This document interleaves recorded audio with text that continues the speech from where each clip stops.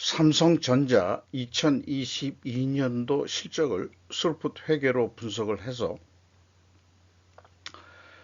그 내용을 소개를 하고요. 2023년도 매출을 예측을 해보도록 하겠습니다. 매출은 6.1%가 증가했는데 영업이익은 거꾸로 31%가 감소했습니다.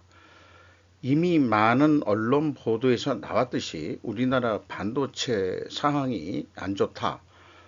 올해도 미국의 그 취법에 의해 가지고 매우 곤혹스러울 것이고 공급보다는 수요가 줄어들어서 뭐 적자가 예상된다 하는 식으로 월별로 그렇게 지금 보도가 이미 나와 있습니다.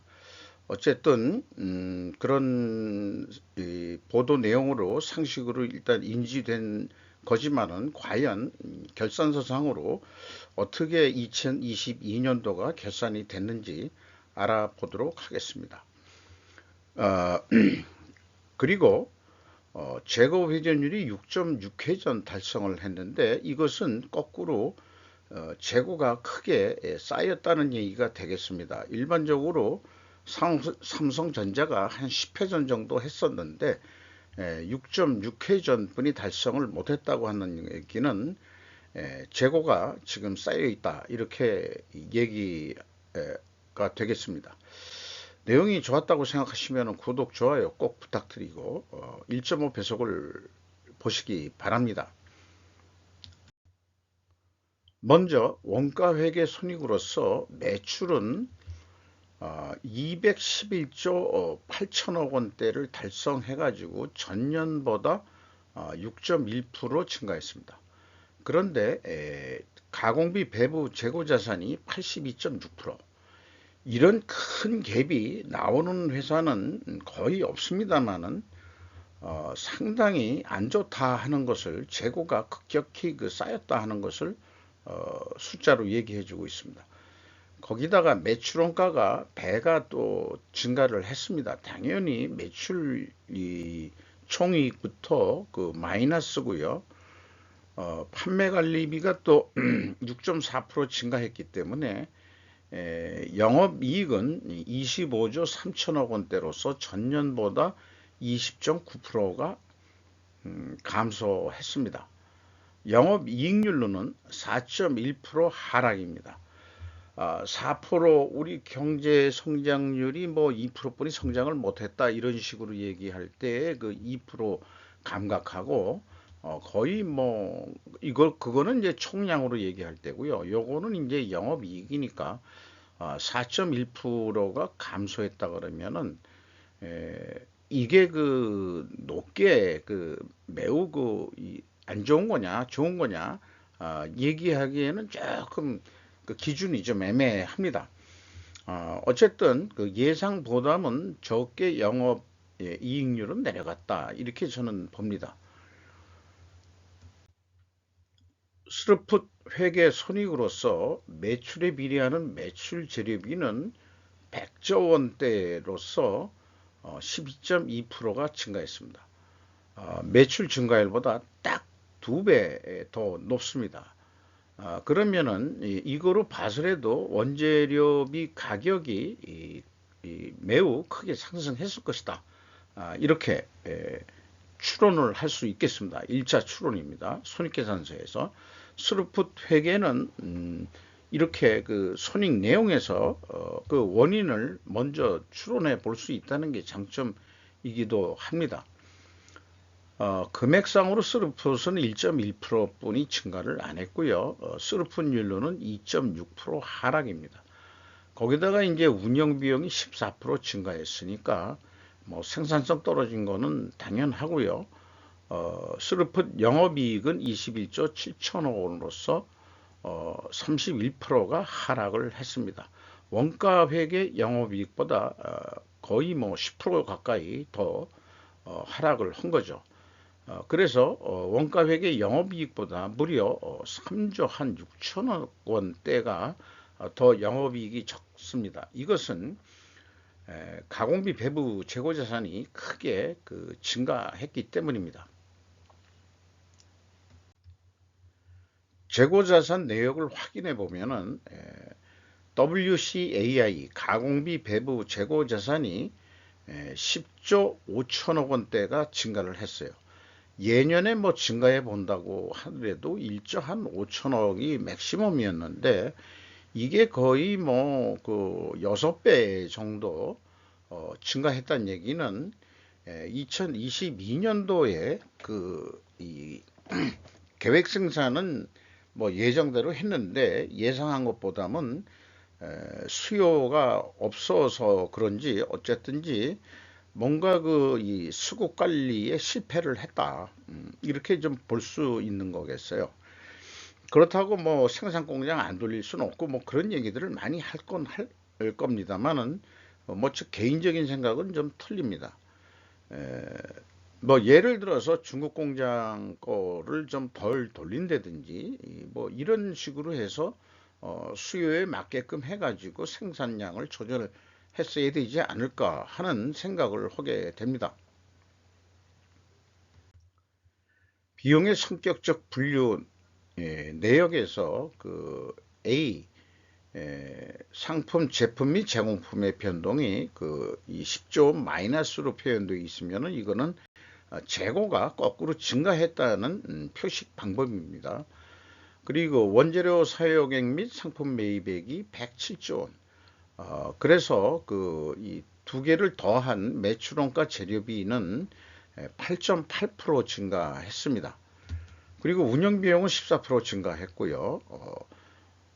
이렇게 그 이 말하자면 그 매출원가 재료비가 8.8% 증가한 거 좀 기억을 해 뒀다가 좀 활용해야 되겠습니다. 그리고 가공비가 그 19.2%가 증가했는데 이 총 제조 비용에 대한 비율로는 0.1%가 그 상승했습니다. 가공 비율이 이 상승했다는 얘기는 원재료 비율이 하락했다는 얘기거든요. 그러면은 그 여기에서의 추론은 그 원재료 가격이 소폭 하락하지 않았느냐 하는 추론을 하게 됩니다. 마이너스가 됐으니까요. 그래서 스루포 소닉에서의 1차 추론과 갭은 작지만 반대인 모순이 발생을 합니다. 뭐가 더 그 정확한 추론이냐? 왜 두 가지 추론이 나올까? 여기에서부터 동일한 추론이 나와야 뭔가 좀 순리적인데 뭔가 순리적이지 않은 내용이 깔려 있다라고 이제 생각하게 됩니다. 그래서 먼저 그 재고자산 매출원가 회계 투명성 검증 3단계를 좀 해보게 되는데요. 이것은 스루풋 회계를 분석하다 보면 자연적으로 나올 수밖에 없는 상황입니다. PQ 총재주 비용이 일치합니다. 요거 감사한 일입니다. 아주. 그러니까 그 재고자산의 변동 범위를 그 스루풋 회계하고 같이 가져간다는 얘기는 표준적인 그 이 재고자산의 변동 범위를 가져간다는 얘기죠. 고를 경우에는 2단계도 똑같이 일치를 하게 됩니다. 근데 이제 문제는 그 3단계에서 발생이 됐어요. 요 위에 거부터 먼저 읽어보면은 현금 흐름표 기준 전체 재고자산의 증감 검증은 갭이 있습니다. 이를 합리적으로 추적할 단서는 찾지 못했습니다. 더욱이 현금 흐름표 기준 재고자산 평가손실 환입액과 재고자산 명세를 통해 산출한 금액과 또한 또 이중적으로 갭이 있습니다. 이거를 현금식으로 읽어보면은 2020년도, 22년도분을 현금이 14조 3천억이 나갔다면은 재고가 14조 3천억이 증가해야 되는데 12조 뿐이 증가를 안 했거든요. 그러면 2조 3천억이라는 현금을 어디다가 껌사 먹었냐라고 질문을 하게 되면은 껌사 먹은 게 아니고 2조 5천억 원의 평가 손실이 있다. 그러면은 거꾸로 2천억 원대를 더 평가 손실을 더 잡았다. 그러면은 그 3년 연속 이렇게 계속 그 갭투로 남습니다. 그러면은 그 재무 상태의 재고자산 명세하고 요 현금 흐름표 재고자산하고 둘 중에 하나는 뭔가 잘못된 놈들이 있을 거다 이게요. 이게 일치를 해야 정상이겠죠. 그러니까 일치가 안 하는 이유가 뭐냐 이게요. 재고자산 평가손실 금액도 현금흐름표에 표기되어 있는 거하고 요게 그 현금흐름표에 표기된 금액입니다. 근데 이거는 재고자산 명세를 통해서 재고 평가 충당금의 가감액이 되거든요. 그러면은 이게 또 한 7천억 정도 차이가 있고 3년 연속 이렇게 차이가 납니다. 그러니까 이 3단계 현금이 패스가 안 됩니다. 삼성전자가. 이거는 매우 문제 있는 결산이라고 봐집니다. 이게 그냥 뭐 원 단위로 해서 뭐 20만 원 차이가 난다 그러면 아이 그럴 수도 있지 그런 거지만은 이게 100만 원 단위로서 2천억의 차이가 난다. 그다음에 또 평가 손실 금액 자체가 또 7천억의 차이가 난다. 이게 제가 잘못 봤나 해가지고 다시 한번 확인도 해봤는데요. 전혀 아니거든요. 그래서 이런 생각을 합니다. 그 재고자산 평가 손실 환입은 세무적으로 인정될지는 몰라도 일단 맞아야 하는데 실패했다. 회계 투명성의 손상이다. 삼성전자 신뢰도의 하락이다. 아니, 그러니까 다른 말로 좀 돌려 얘기했는데 분식회계 개연성이 있다. 이런 얘기입니다. 그래서 아까 그 재고자산 명세에 제가 그 재고 흐름 양식을 맨 위에 그 탑에다가 양식을 좀 표현해 놨습니다. 항상. 그렇게 흐름식으로 다 밝혀줘야 이게 그 확인하는데 도망갈 데가 없는데 이렇게 그 일부러 비교표를 만들어서 해보는 사람이 별로 없을 거예요. 이게 그 저기 그 회계 감사를 받아야 될 텐데 어떻게 그 패스가 될지 저는 매우 궁금합니다. 보통 회계 범위는 3단계 이 현금 흐름표 기준으로 맞출 건데 뭔가 내부적으로 뭐 설명이 있을려는지는 모르지만은 도대체 뭐가 뭔지 모르겠습니다. 그리고 그 원가 손익과 스르프 손익의 그 이 갭이 그 3조 5천억 원대가 있었죠. 그게 이렇게 나오는데 그 3조 5천억이 맞냐 이렇게 물어본다면은 가공비 배부 재고 자산의 증감액이 10조 4,758억 원이었거든요. 여기에 가공 비율이 34%, 1% 정도 올라서 원재료 가격이 좀 떨어졌다 제가 추정한 건데 이걸 곱하면은 일치를 합니다. 그러니까 가공비만큼 재고 자산의 가치가 말하자면 부풀려져 있다. 원가 회계는. 근데 그것이 이제 진리인 줄 알고 우리는 살고 있는 거죠. 그게 상식인 줄 알고. 그래서 P는 그 원가 회계에 의한 매출원가 재료비고요. 스루풋은 그 스루풋 회계상 재료비인데 스루풋상 재료비가 더 크게 나옵니다. 이 차이가 또 일치가 됩니다. 그러니까 스루풋상 매출 재료비는 12.2%가 증가한 거고 원가 회계상으로는 8.8% 증가한 거니까 한 4.6, 한 3.6% 정도 그 차이가 납니다. 이런 그 대규모 그 이 경제에서 이 정도 차이는 매우 큰 차이다 이렇게 얘기할 수 있겠죠. 운영 비용에서 인건비가 14조 8천억 원대가 집행이 됐는데 0.1% 감소했습니다. 전년보다.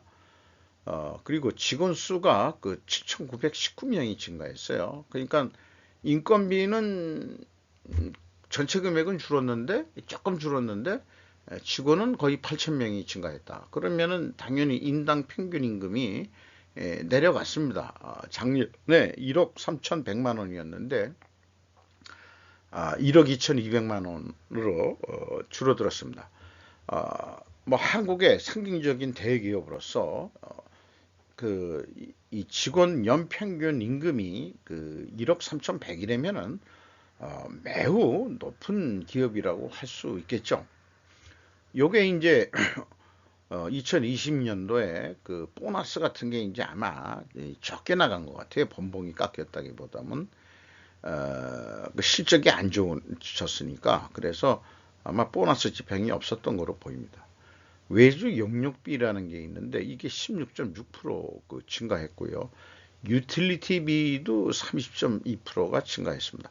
전기료가라 뭐 수도료가라 그다음에 뭐 그런 걸 해서 또 연료유도 뭐 들어갈지도 모르고 뭐 하는데 반도체 공장을 그 돌리려면은 그 물이 꽤 많이 들어간다고 그러네요. 용수료라든지 이런 거를 삼성전자는 유틸리티비라고 다 묶어가지고 정리를 하고 있습니다. 뭐 잘 그 계정 과목이 선택된 것 같아요. 감가상각비를 쭉 그 표시를 안 했는데 그 금액이 얼마 정도 되는지는 좀 비교를 해볼 필요가 있어가지고 표시를 해봤습니다. 26조 9천억인데 작년에는 22조였잖아요. 그러니까 일반적으로 투자가 없다 그러면은 감가상각비 때문에 그 감가상각비가 계속 그 줄어들게 돼 있는데 이 감가상각비가 증가한다는 얘기는 뭐냐 그러면 지속적인 투자를 삼성전자는 지금 하고 있다. 그런 얘기가 되겠습니다. 그래서 그 이 투자가 계속되는 기업은 이 말하자면 미래 가치를 좀 높게 봐야죠. 완전히 그 말하자면은 그 사양 산업이 아닌 바에야 언젠간 또 기회가 올지 모르니까 그렇게 생각을 합니다. 경영평가지표에 와서 어, 재고 회전율이 6.6회전으로 하락을 했어요. 작년도에는 10.7회전이거든요. 이런 것들이 이 금액은 매출은 감소하더라도 이런 동일한 한 10회전 정도 해준다면은 오히려 더 영업이익이 적게 아니 그 더 났을 텐데 이런 그 재고 회전율의 그 하락은 슬퍼 쪽에서는 마이너스 요인이 되겠습니다. 원가 회계는 그 재고 이익이라는 게 이제 또 붙어버리는 게 문제가 있습니다. 그래서 WCAI 회전율이 크게 하락했다. 스루픈율도 하락했다. 동일 방향 흐름이면 재고자산 매출원가 투명 회계 가정을 하는데 이 가정을 그 입증하려면은 원재료 가격 상승과 판매 가격 하락으로 입증해야 된다. 이렇게 그 되죠. 그러니까 2차 추론하고는 모순입니다. 1차 추론은 하고는 이제 동일 방향이고요. 나머지 거는 좀 생략 드리도록 하고 그런데 일반적으로 재고 회전율하고 매출자권 회전율하고 거의 유사하게 가는 게 일반 회사들입니다. 왜냐면은 납품 해가지고 한 달 마감해서 돈을 준다. 그러면은 이게 1년에 9회전 수금했다 그러면은 전년도보다는 꽤 그 많이 그 수금을 한 거거든요.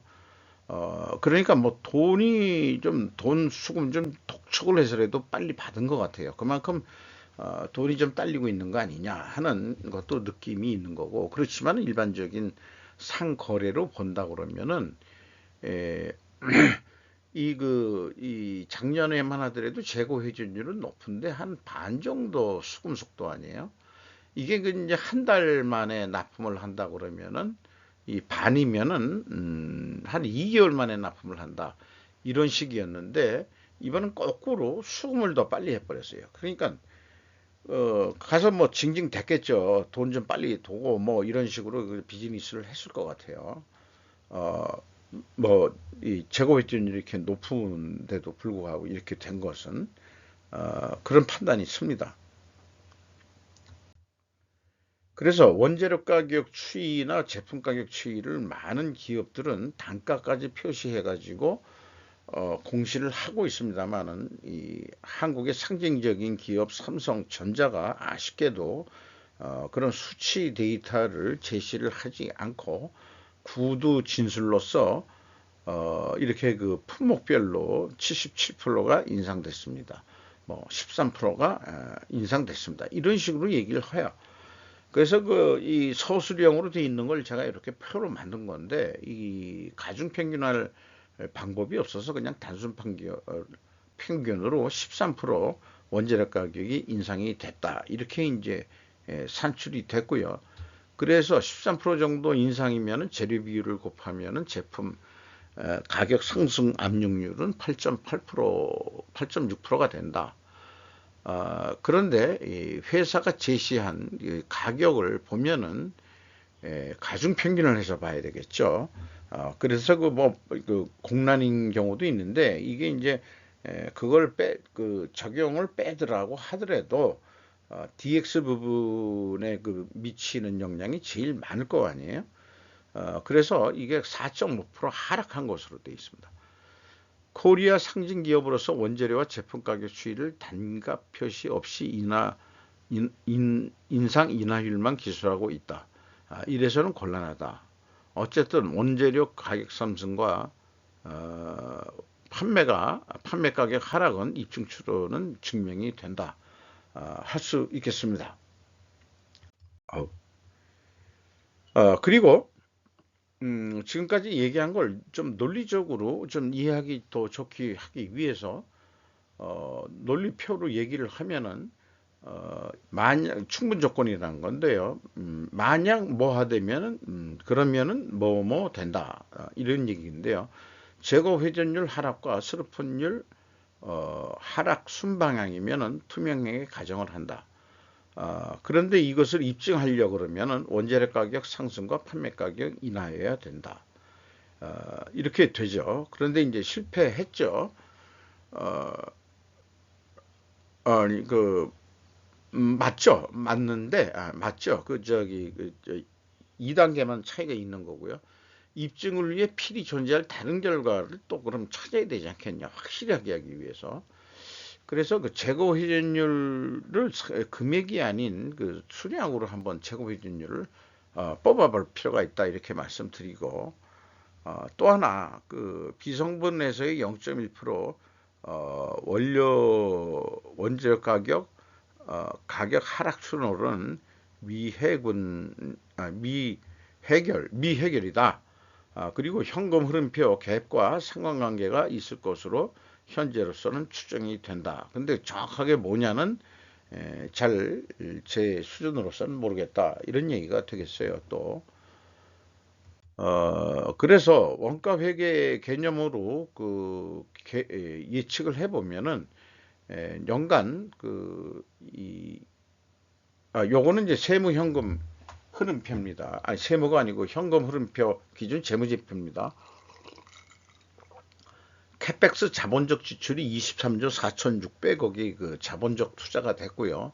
현금 수익률이 27%로서 수익률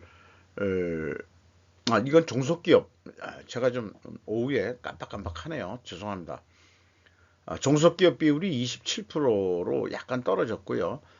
세후 현금 순이익이 57조 3천억 원대인데 이걸 성금 수익률로 보면은 27%로 0.4%가 하락을 했습니다. 그 다음에 그 이자 부채 레버리지율이 4.8%에서 1.4%로 하락을 했고요. 그런데 이자율이 꽤 높게 되어 있습니다. 이렇게. 왜 높으냐? 왜 높은가 하면 은행금리 수준이 아니고, 단체 차익금 까라, 그 다음에 못 까라, 뭐 해가지고, 다 맞춘 거 아니겠냐? 이렇게 생각을 합니다. 이 굴곡이 이자가 비싼 거는 저로서는 좀 파악하기 어려운데, 일단은 지급이자율이 내려갔다는 거예요. 구체적인 내막을 모르겠습니다만은 오히려 그 기준금리가 올랐는데, 네. 그리고 주주잉여 현금이 9조 8천억 원이 집행이 됐는데 그 ROE 4.6% 그 이익 배당이라고 볼 수 있으면 되겠죠. 작년에 10%였는데 4.6%면은 매우 높은 배당률이라고 할 수 있겠습니다. 연간 최종 번도는 16조 7천억 원이 되겠습니다. 그 다음에 현금 버퍼율 2.1%로 크게 떨어졌고요. 이익 잉여금 좀 증가했습니다. 그래서 참고적으로 유동 자산 중 단기 금융 자산이 거의 바닥이 났다. 지속적인 유형자산 투자로 자금이 고갈되어 있다.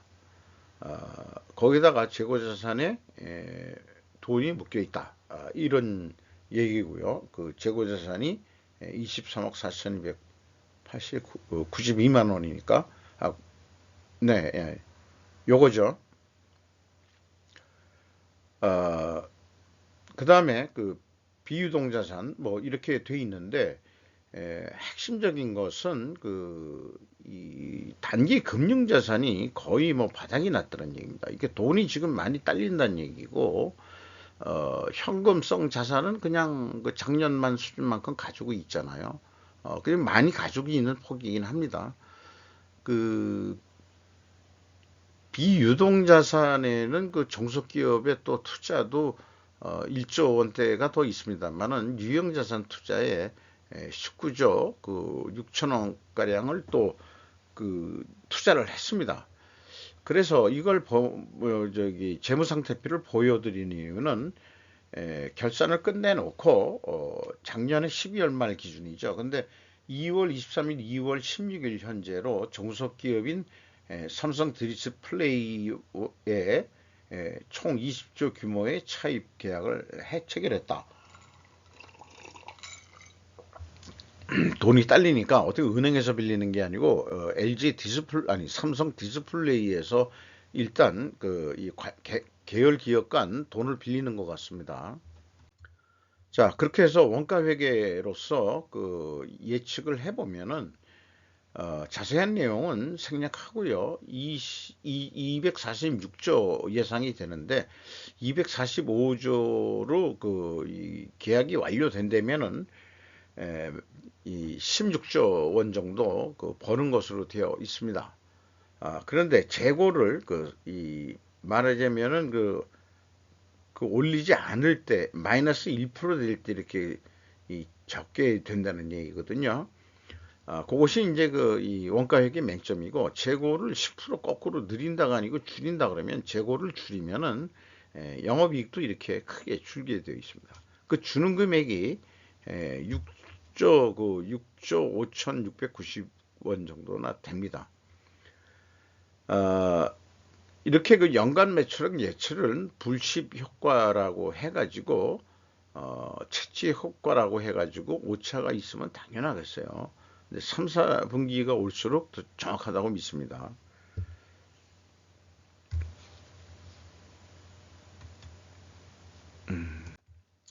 자, 이것은 그 원가 회계의 모순을 얘기하고 스루프트 회계로 대안을 설명하기 때문에 이것은 생략을 하고요. 스루프트 회계로서 매출 예측을 해보면은 생산 재료비 자체가 생산 재료비하고 운영 비용뿐이 할당이 안 되거든요.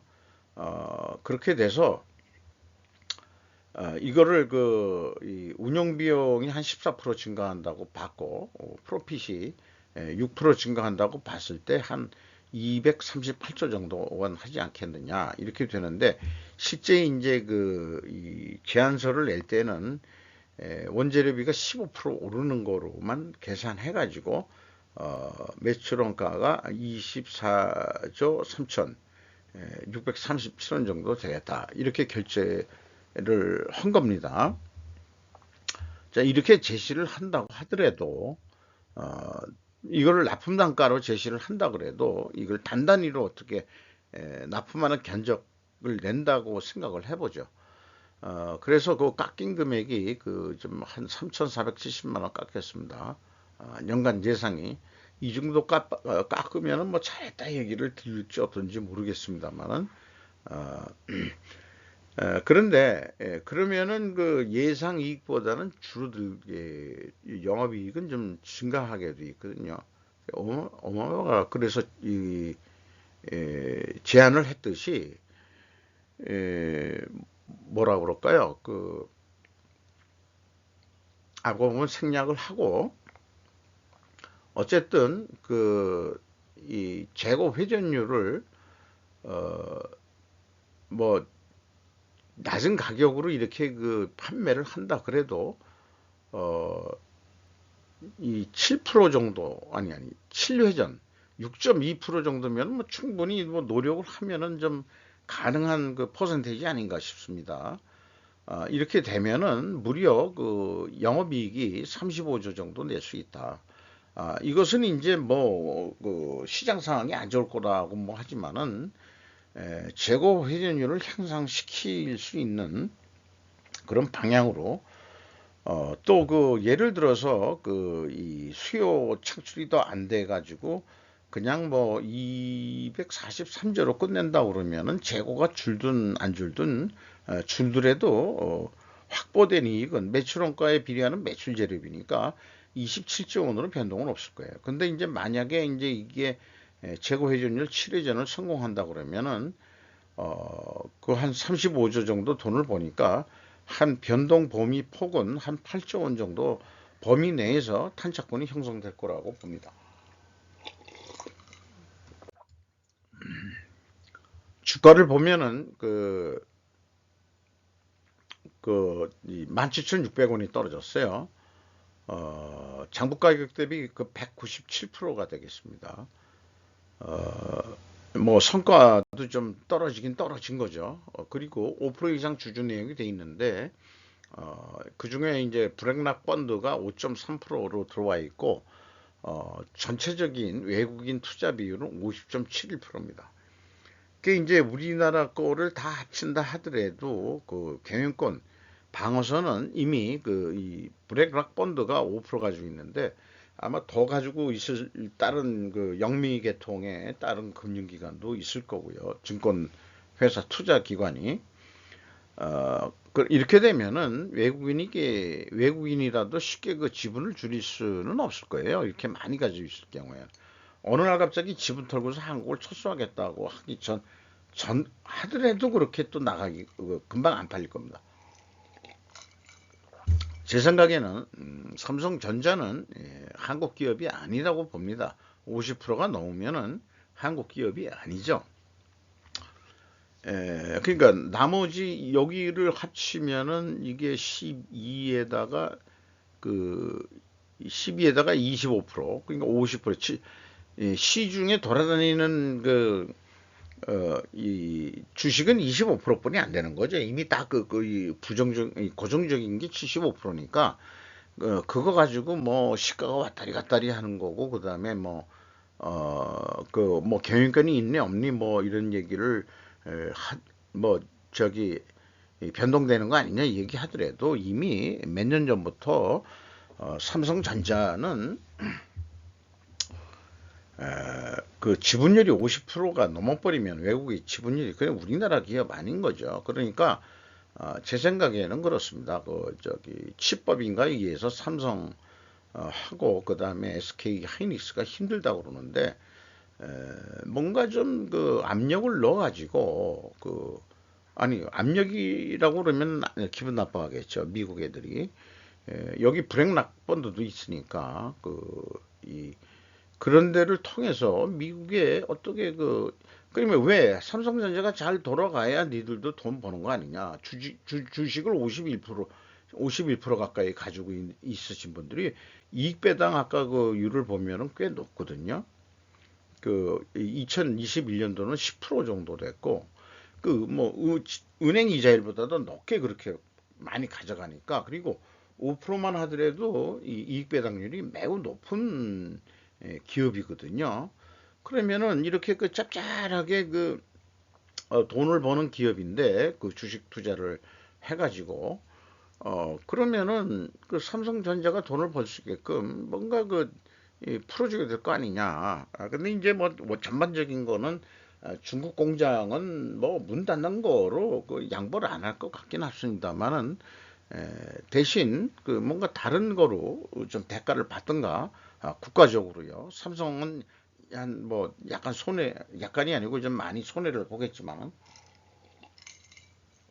이미 말씀드렸습니다만 방산계통에 뭔가 특허 기술을 좀 우리한테 남겨준다든지 뭐 그런 거라든지 뭐 좀 속단 말로 일본 말로 그냥 얘기를 합시다. 쇼당을 좀 볼 건 봐야 되겠죠.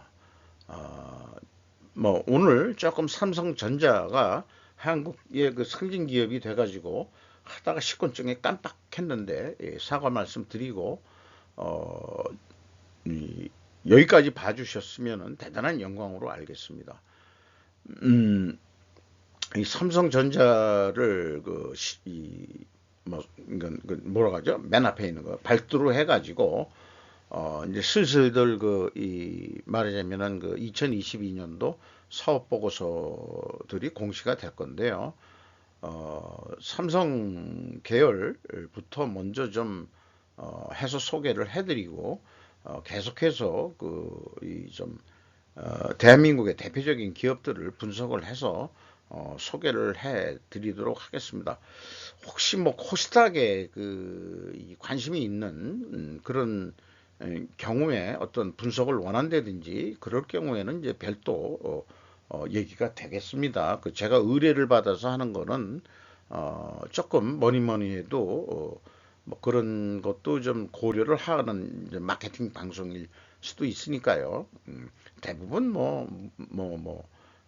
무료 성격으로는 하고 있습니다만은 뭐 그런 얘기도 한번 좀 2022년도 결산을 하면서 언뜻 속내도 조금 좀 말씀드릴 수도 드려봤습니다. 좀 길었습니다. 마치도록 하겠습니다. 감사합니다.